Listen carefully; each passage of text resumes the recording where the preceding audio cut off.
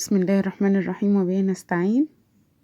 النهاردة هنعمل عجة البيض، أكلة مصرية شهيرة بس يعني جرى عليها الزمن محدش بقى يعملها. دلوقتي معانا بيض 7 بيضات وخضرة، وياريت ما تكتريش الشبت عشان بيغمقها، وده بصل وفلفل وتوم وطماطم مفرومة. ده معانا دقيق ومعلقة نشا ومعلقة بيكنج باودر. الطبق ده فيه زعتر وملح وكركم عشان يزفرها شوية، وملح وفلفل وسنة قرفة صغيرة.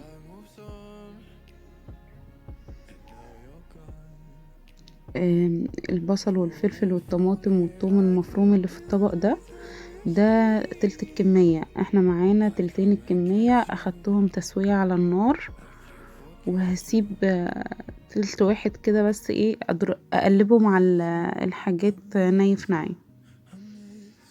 نبتدي كده الاول بالبيض، بعدين ننزل عليه بالتوابل علشان الفلفل يضيع ريحة اي زفورة في البيض. نضرب بايدينا جامد جدا.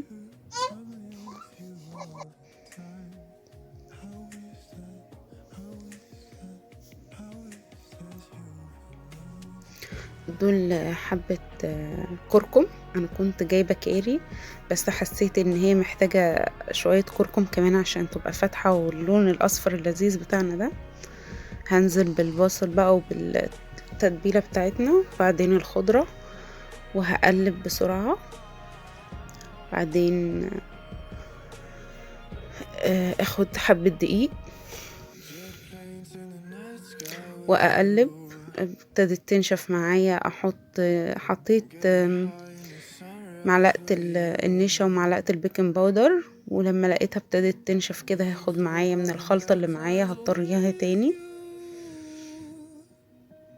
هقلب شوية ادمجهم جدا في بعض، وبعد كده لو تقلت مني تاني لو خفت مني تاني سوري هنزل بشوية دقيق.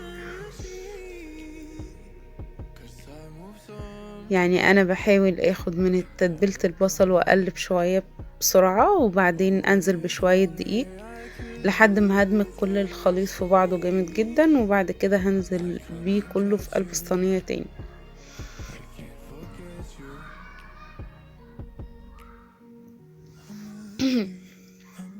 زي ما انتوا شايفين كده كمية الدقيق اللي معايا خلاص خلصت اهو.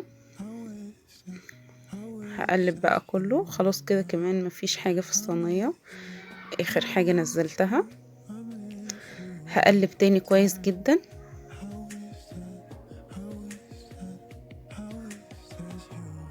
وكده بقى هنزل بكل الخليط تاني في قلب الصينية عشان تدخل الفرن.